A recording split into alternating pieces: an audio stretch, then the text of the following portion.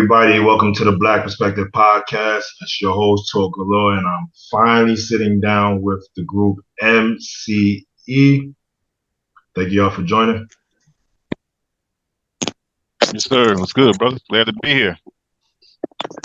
Already. I've been wanting your type of group. I've been wanting you guys here for a minute now. Let's start with this first. For anybody who doesn't know what MCE is or who you guys are and what you guys stand for, would anybody like to describe who is MCE? MCE is warriors, fathers, sons, uncles, grandfathers. We in the community. We do more than just music. You know what I'm saying? But artists and musicians at the same time. But we use what we do for the betterment of us and our people. Okay, very well said. Okay, speaking of what you do more than music, I want to start with the arts. Now, when you say the arts, we're speaking painting and drawing and murals. So what type of... Yes, sir. So the paintings you guys do, I'm just taking a wild guess. So you know how I'm from New York City, and you walk through Brooklyn, and you'll see a mural of Biggie Smalls or some rappers and singers, things like that. So that's the kind of things you guys do when you pay tribute to some of that. My brother-in-law he more of a muralist than I am, but I'm more of doing portrait art. So yeah, so I do hip hop and music and different things like that. I do portrait art because to me I can, I like to show what I think somebody looks like in my own way. That's my way of doing portrait art. But as far as like painting, all of us are talented in that case, what I'm saying, as far as that goes. But I would like to start doing murals, man. Like really, I'd like to add that to the repertoire, Okay, yeah, because we don't see too many of our African fathers and some of our bloodlines. Like we don't really see murals of these people where we walk. We see murals of, we have our Black celebrities, but they're not where we came from. They don't show a depiction of, this is who we were, or this is who we, can still be. And I think we need a lot more African American, more murals painted around the world, not just the U.S., but around the world. We have murals out here, and we got murals here in Arkansas. But I guess that's one of the biggest things I haven't seen a lot of, like in Pine Bluff, that's all the way around. It's just a lot of murals of that, saying like you're gonna see in Chicago somewhere else. You're gonna see these type of murals, big as they can get, on these buildings. But we have some down here, and but Pine Bluff has a lot of Black artists here that are in that. We have a university down here, and you can go into their art museum in the university, and you're gonna see that right there. You know what I'm saying? You can see the African art, Black arts. You're gonna see all that inside of that museum they have at the university. Okay, for anybody who's gonna be watching, I'm gonna have that university name in the description of this video in case anybody who's ever in Arkansas want to visit the museum itself. You're more than welcome. And I want to speak on the poetry. So I'm gonna assume Esh Malik, am I correct? If I'm wrong, correct me again. Femi, right? I have to ask you about your music, bro, because I've listened to it. I listen to the music regardless, the whole group, but some of the songs you have solos in, they hit. Like they really hit me inside, and I just really sit there and think, right, where is this music? Like this is the kind of music that needs to be promoted. That's not out here enough. Because we're teaching our youngins the wrong music, and none of the music is actually teaching history. It's not motivating. It's not helping us become better self-conscious, and your music seems to give that vibe off. And I want to know, is there any influences that you listened to growing up that made you say, you know what, I have to help push this message out. It helped me, so I need to help everybody else. Yeah, man, definitely. Just to give a little perspective, man. I'm born in '79, so you know the what's the group? The Sugar Hill Gang song went nationwide in '79. So I kind of grew up with hip hop, man. But being here in Arkansas, we got a chance to hear stuff that came from pretty much everywhere. Like there's the the music business and industry ain't really saturated in Arkansas. I mean, there's a lot of people who do music, but um just growing up, from hearing Big Daddy Kane and LL and Boogie Down Productions, you know what I'm saying, Black Sheep, Also, KRS-One as well. yeah, man. I remember the song Self Destruction when that came out, and having those type of influences that were mainstream, X-Clan, Poor Righteous Teachers, the Jungle Brothers, Tribe Called Quest, you know what I'm saying? Harris, like, I mean, we got a chance to experience mainstream artists, and these artists were promoted in the rap magazines. We saw the music videos on BET or the box, or wherever you were. Like, we got to see that mainstream, as well as the stuff that was just partying and braggadocio and all of that. So we had a mixture of that, and I got a chance to see them take a lot of that knowledge and consciousness out of the mainstream and just leave the people with the gangster, the pimp, the party, and the thug, you know what I'm saying, and all of that. So Yep. the youth will only get a one-sided view of what our culture, what our history, what our experience is about. So I felt that it was necessary. And my brother said it was a major influence on me deciding to just go full-fledged in this lane with my music. So that's those things have influenced me as well, man. That's well very put together, because you are absolutely correct that the consciousness that was in our music definitely dissipated it. I seem like as the decades went on, more and more artists who's more self-conscious started to get kind of pushed to the side.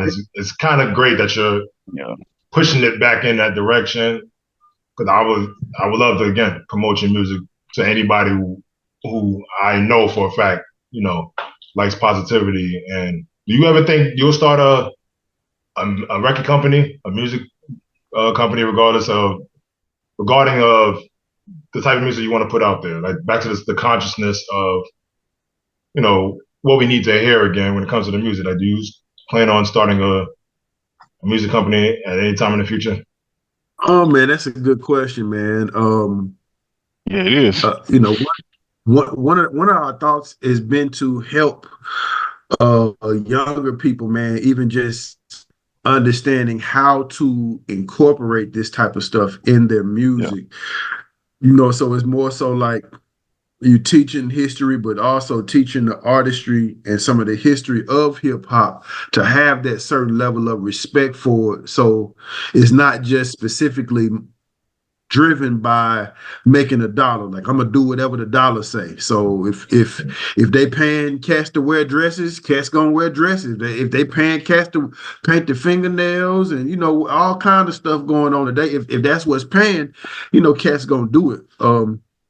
You can say, well, who can blame them? Everybody got to make a dollar, but I think my role as someone I started writing rhymes in '97, so I've been recording for 20 years, man. Wanting to help younger artists and the next generation of artists to be more responsible with the music they create. I can see some type of work in that lane, man. That's something that we've discussed. Okay. Yeah, no doubt. That's fire. That's fire. I'm glad We need more people like you that think that way. More older people is willing to pass the torch. We don't have too many people that's willing to pass the torch over. And Oh yeah. the fact that, as you stated, the people now are willing to do anything for $1 because of how hard it is to. It's kind of getting harder and harder to live in a world without the money. But sometimes I just feel like the dignity is not worth $1.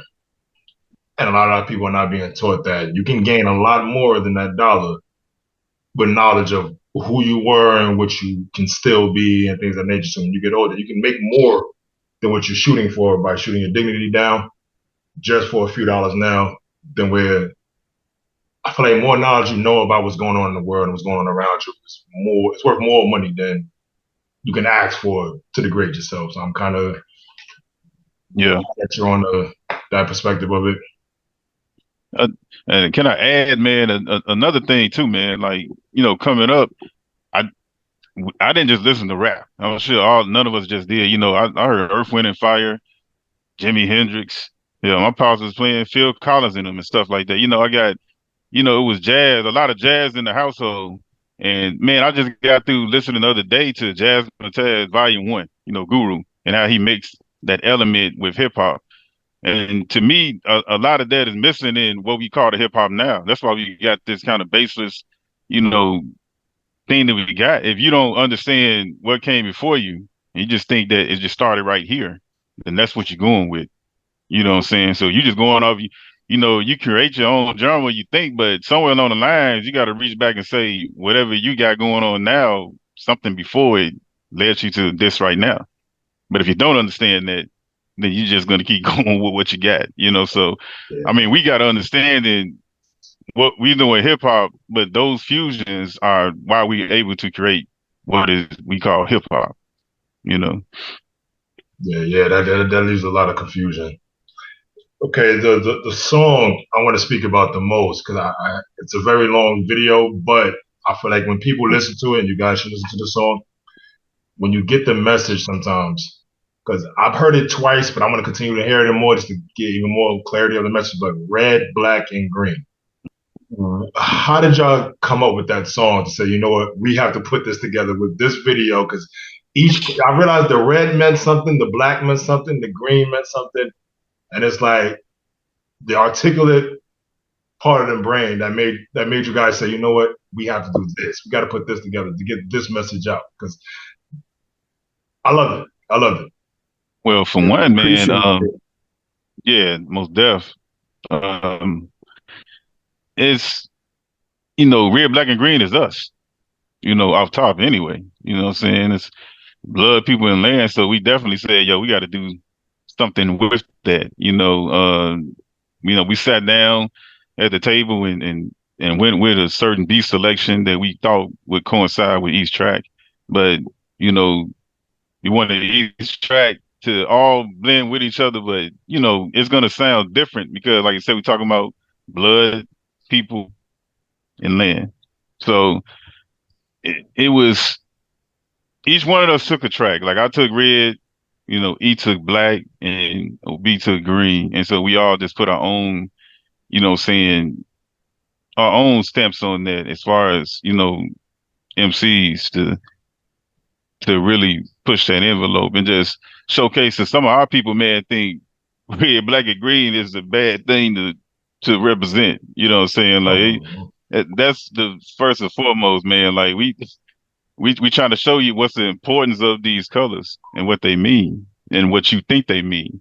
You know what I'm saying? Because our people not checking to see what they mean. It's just to them, it's like something foreign. Yeah. So, we definitely had to put that out there. Can y'all hear me? Yeah, I can hear you now. Yeah.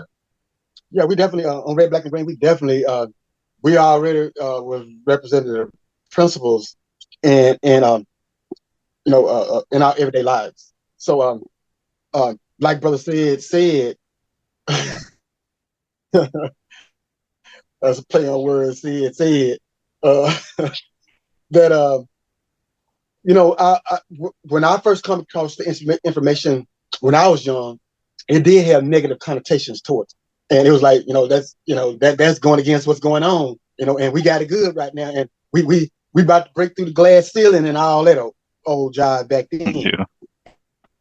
You know, and so we would talk, not so much talk, but we wanted to present our people things we saw it in the news. We saw the Black Panther Party. We saw Malcolm X. I mean, I'm born in '65, so I saw some of these things. You know, I did see some of these things. But when it came to us doing it, we did want to try to put it down in a manner where it didn't have those negative connotations that we grew up with, and why it took us so long to get to it. You know, so we tried. Red, Black, and Green. Said did red. Said was on red on the blood that has been spilled for this nation, and we see every day how our peoples, our youth, how blood is being spilled unjustified, whether it's black on black, police on black, or whatever. You know, genocide and the Black Holocaust, and you know, the Black diaspora, and all that. You know, all the blood has been spent. You know, me Black, taking pride in self. You know, I'm Black and I'm proud. You know, I come from that. You know, so and then OB, the green was the land.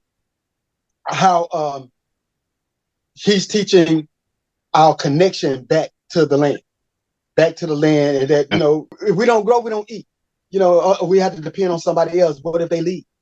Like we had an incident within the last year where a certain side of town has become a food desert because these people decided to just up and leave with no warning and just left everybody in the food desert. You know, but with green, red, black, and green, we're trying to show why it's important, who's important to, and how to do something about it. You know, and I'll leave with that. Gotcha. With that being said, about we don't grow, we don't eat. When we get back from commercial break, we're gonna speak about that. I'll have to ask you guys about your GSC company movement, whichever one you prefer. So we'll be right back after this. These are the chronicles of a soldier. The world around me is getting colder. America seems to want to make me break. How much pressure can a man's mind take? I'm close to the edge, approaching the code red. I stay in the booth trying to clear my head. These are the chronicles of a soldier. The world around me is getting colder. America seems to want to make me break. How much pressure can a man's mind take? I'm close to the edge, approaching the code red. I stay in the booth trying to clear my head. But it's over.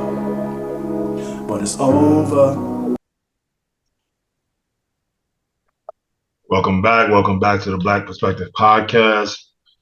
Okay, I want to speak about the GSC program that you guys have, that you guys are the CEO of, to be correct. The Grow Something Challenge. Now, I'm in New York City, and I can't remember if I was in Brooklyn or I was in the Bronx. And I walked past this garden, and it said GSC. This is before I knew who you guys were. And now when you said GSC and said Grow Something Challenge, I literally looked and remembered I saw a garden of plants in New York City that said GSC on it, Grow Something Challenge. So is that regarding y'all as well? Man, it said Grow Something Challenge, but it said GSC on it. Hey, I hope we motivate them to do it. You know, I don't know. No, we're in Arkansas, man. Yeah, that's what threw me for a loop, because you guys said GSC and I saw a garden that said GSC on it. It was locked off, but you see all the plants and everything that was growing in the. That's a good thing, though. Like a park. So I'm assuming you guys, your reach must be, pushing this far up. Hey. I mean, we do look at it like it could be our reach. We do look at it like it could be our reach because, once you put something out there in the ethos, other people pick up on it. And so you connect across distances that you may not ever travel, physically travel. So, yeah. Okay, so now that's a good thing. The Grow Something Challenge was a social media challenge that I started in 2017 on Facebook and Instagram where I shared just different tips on people growing something for themselves. So I showed people just a plethora of different ways to start off plants, whether, using a water bottle, a milk jug, a milk crates, pallets, cinder blocks, like you name it. I tried to show people different ways that you could, grow something for food or medicine, for yourself, for your family. So, 2017 is also the year that we started GSC Community Garden. So my brother E had the space. We went out, we were doing community cleanups, cleaning up different sides of a town, man. Each weekend we would take our sons out. Some of the community would come out and we would do community cleanups, and we cleaned a lot up, man, and we broke ground in the fall of 2017. Another brother came on, my brother Freddie Savage. He had another lot, so we added the second lot. Then we had another empty lot beside the one he had, so we added that third lot on. So right now we are operating three residential lots across the city right now. Well, man, we've grown well over 100 different varieties of fruits, vegetables, herbs, and flowers. We've sold produce, we've given some away. Of course, we get some. We teach people how to grow for themselves, how to get started. We have volunteer days, we host events out there. So, it's a real community affair, man. I love it. I love it. I love it. I love communities. Yep. I love community affairs. I feel like we don't have enough of that in our own community, especially within our own. We used to have it, but then again, it's like we're losing it. We're losing it every decade, every generation that comes. I feel like we're losing that community side. And the fact that you guys are still doing that, that's a blessing. That's great. I'm glad to hear that. Do you guys ever one day, so maybe you already have, decide to want to maybe write a book about, again, your experiences, what you want to teach other people, things of that nature, like just to get the youth to start reading again, or people in general, knowledge period, any knowledge that you guys have, would you want to end up wanting to write a book one day? I know it's my goal, to do a self autobiography, but also just do something I can pass down to the youth.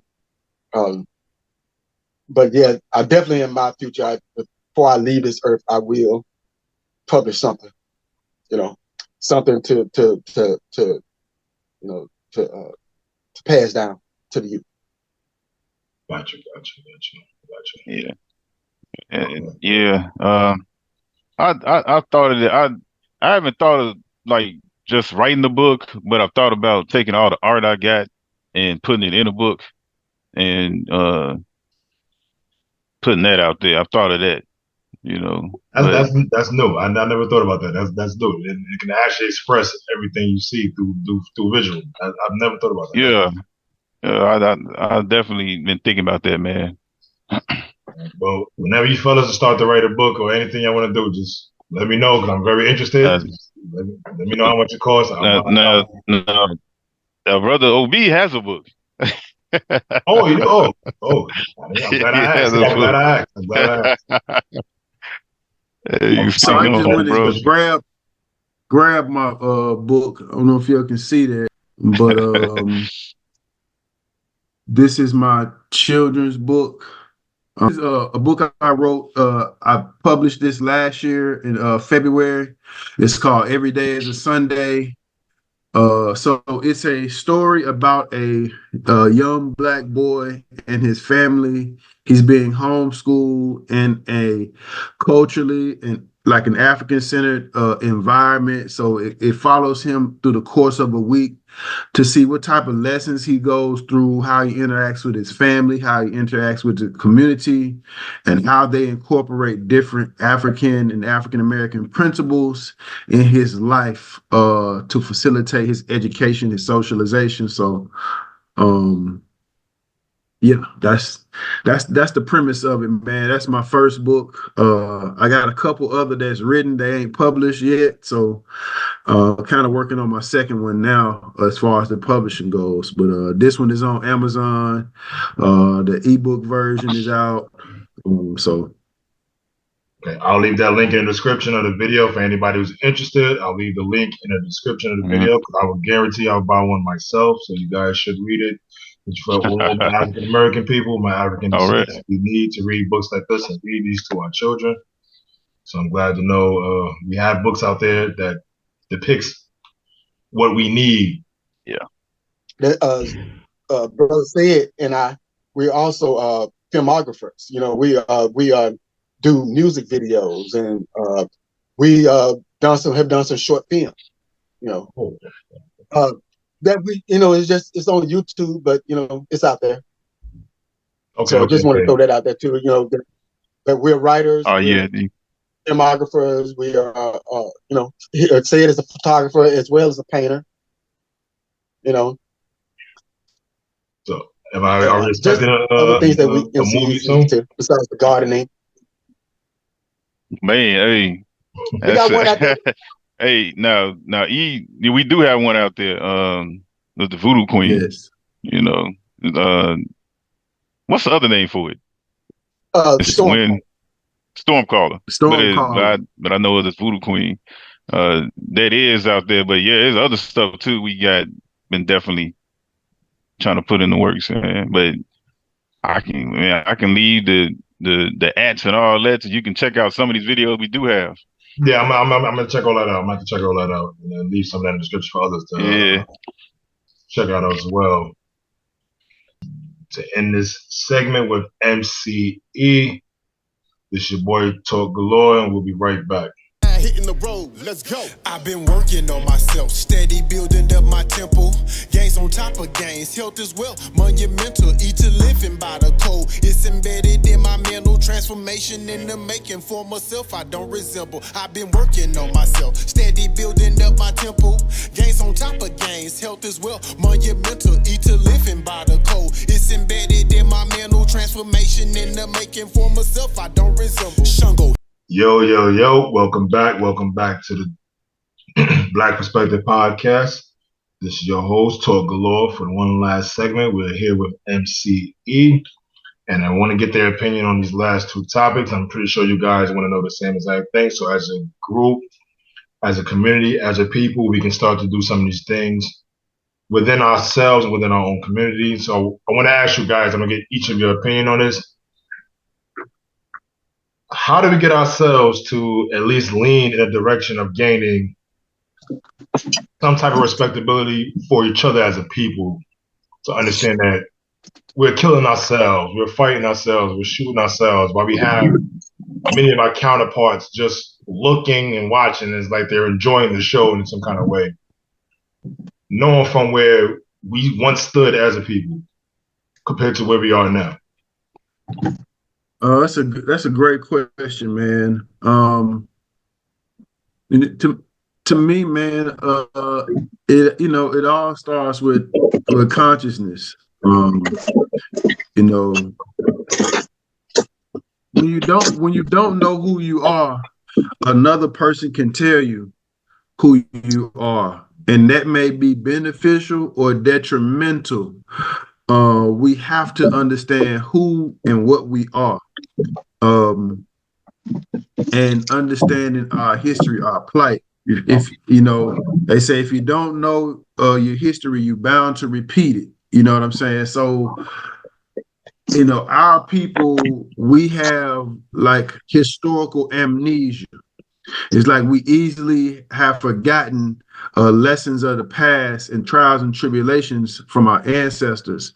And we keep repeating some of the same stuff over and over, but yet we don't see some of the pitfalls that we face today, how our ancestors dealt with some of the stuff that we're dealing with today in a proper manner. So I think it's just awareness, man, consciousness. We have to continue to raise the consciousness, the awareness of the people. That's one thing as far as mental. The other thing is we gotta we got to exercise some courage, some heart. Like we got the heart to when you know something, you still gotta do something with it. So just because you might know, hey, you know, we was kings and queens, we built the pyramids, we did this, but what you gonna do today with it? You know what I'm saying? How you gonna live your life in this society that pushes the narrative that helps to uplift yourself, your family, your community, your people? That takes courage. You know what I'm saying? Like what we do with our music take courage. And everybody not gonna do this. Everybody is not gonna put themselves out in this form of this fashion to take this lane, man, and be unapologetic about it. That takes a certain amount of courage and strength. You know what I'm saying? We have to find it within ourselves. And whatever we do in our daily lives, to have that strength and to courage to walk in your own truth. You know what I'm saying? We unapologetically who we are. I'm not apologizing. I'm not gonna shrink myself in amongst anybody to be who I am authentically, man. So we got to show up and be our true selves, no matter what the situation is. So that's my take on it. Wow. Man, I say self-awareness, you know, self-accountability. You know, like we got a song called "Working on Myself," but that's an everyday thing. Yeah, I love that song. I like that song. Very catchy. I appreciate it, brother. Yeah, that's an everyday thing. When you wake up in the morning to the end of the night, you know what I'm saying? You're working on yourself, you know, and you're growing every single day. I think that comes into effect for all of us, man, somewhere along the lines. But I know it's hard to find that self-awareness and self-accountability in some of the circumstances we all grow in. So, you know, you come up in the ghetto and what you see on a regular basis, you know, the sirens, all this, the glass everywhere, you come to find comfortability in that, and that becomes you. When the truth of the matter is, that's not you. That's your circumstance. You know what I'm saying? So just understanding that, like you said with the music, man, just trying to use that and put that music out there to let you know, like, you are not what it is that you see around you. You are what that is in you that you can search for and find. You know, we are black men stuck inside of a white system that attacks us on a regular basis. And whether they came to your door today and knocked on it and do, they still attacking you. It doesn't matter. It's subliminal, it's physical, it's spiritual, it's everywhere. It's a warfare going on every day that some of us are not getting through. They're getting us through the system, the courts, they getting us at our jobs, they getting us at the schools, they getting us through the music, they getting us the media. This is where self-awareness has to come in for us to try to battle, man. So it starts with that person right there looking in the mirror first. You know what I'm saying? Like we have to check ourselves before we can, you know, put whatever it is that we doing out here, you know. Yeah, touche, bro, touche. Very well put. Very well put. Brother E, you want to add anything on to that before I move on? For me, to get to the youth, I think we're in a place in time where the current youths maybe I'm not saying it's impossible, but they may be unreachable, and so we have to go. We may have to go to the generation behind them to reach them. But to reach them, I think for me, it starts with education. And not so much the education that they get in the public school systems or education on knowledge of self. Like the other brothers, Obafemi and Sid expounded on already. We are at war, but war starts nowadays in the mind. It's not a physical thing too much anymore. Not on us. It's on everybody else. But on us, it's a mental warfare thing that's been waged against us. Power to control our minds. And one of the easiest ways to control our minds is through our educational system as well as our food system that they have put in place. So growing our own food and teaching our own children whether that be homeschooling or just getting to some type of agrarian type of education system to reconnect us with the land, with ourselves, with the land is us. I think that that is the way forward for our people.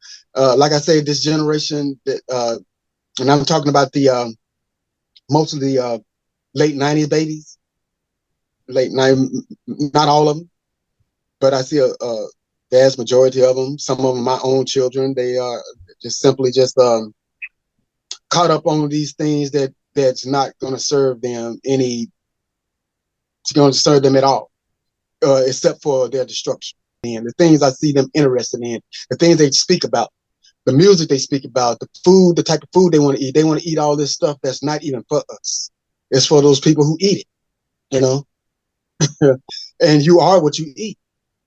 You are what you eat. That's true. You know, it's backed by biology. It's backed by science. You know, whatever you eat, essentially your body assimilates that. Yeah, all the aspects of it, not just the physical aspects of it, but it's the spiritual and the soulful aspects of what you eat too. You know, whether it be a plant or animal. So, yeah, for me, education and a cultural-based education is what we're missing. And even when I say, I'm not talking about inside of a classroom. We need our classes outdoors so our children can be in the sun and can get some of that energy and some of those codes that's coming from the sun, that's coming from the plants, that's coming from the very air, not air-conditioned air or reconditioned air. So I'll leave with that, bro.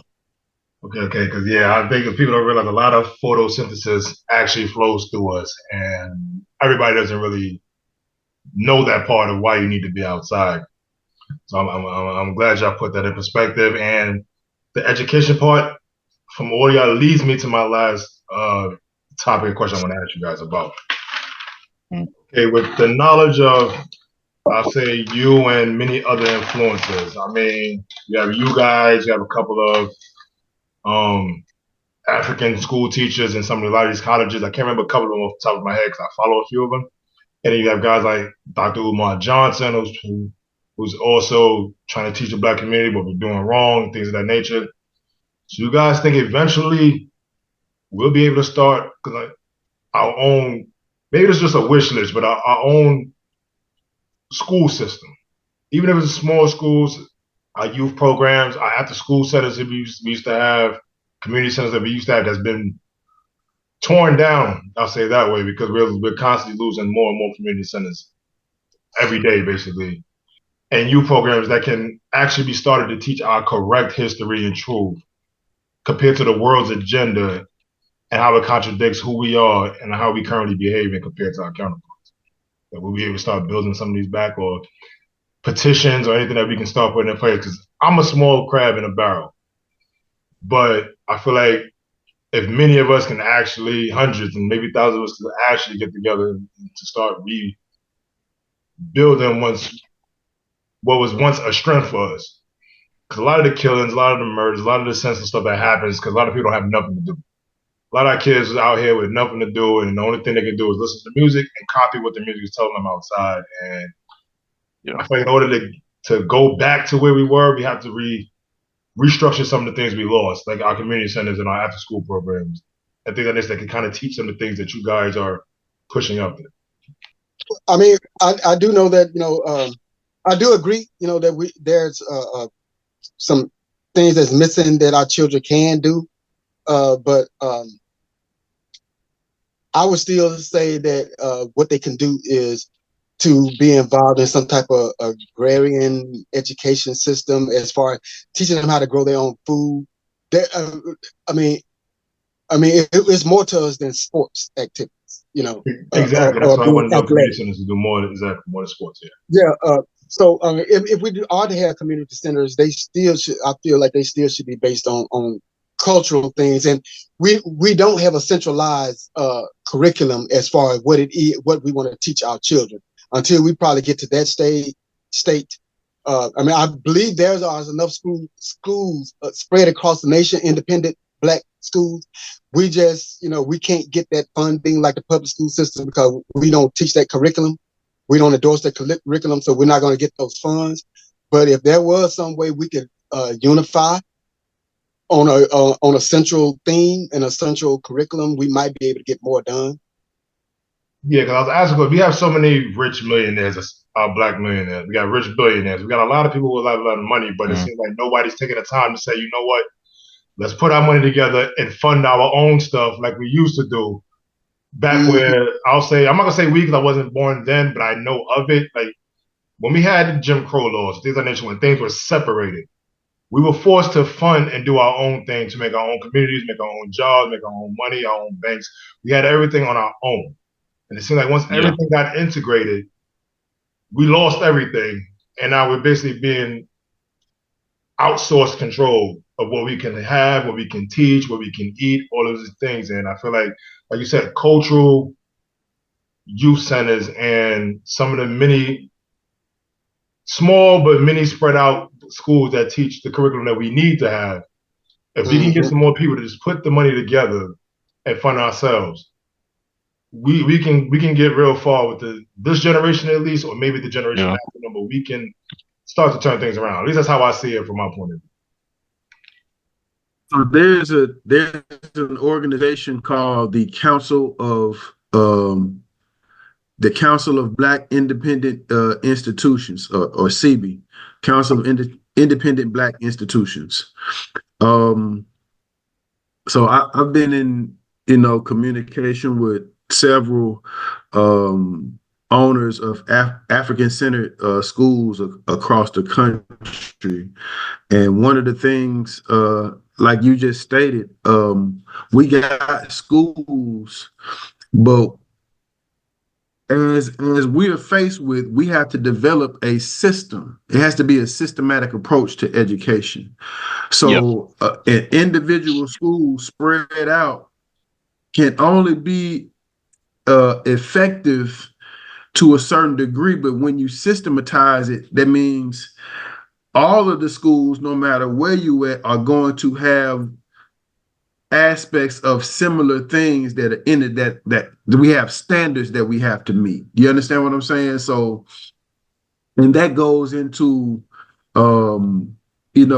like you were talking about, like maybe cultural community centers and things like that, rites of passage programs, helping young boys transition into manhood, helping girls transition into womanhood that's gender based. You understand what I'm saying? All of those type of things, what he was speaking about, like the agrarian based type of learning, all of those things have to be brought under a system. You understand what I'm saying? I got a song where I say, what is a system? A set of connected networks. Where you at in your different location is you got networks in there, right? And like you said, I'm only a small crab in a big barrel. I look at it like this, though. I like to say we connecting the dots. See, when you connect those dots, you can see the bigger picture. You understand what I'm saying? So your dot is important.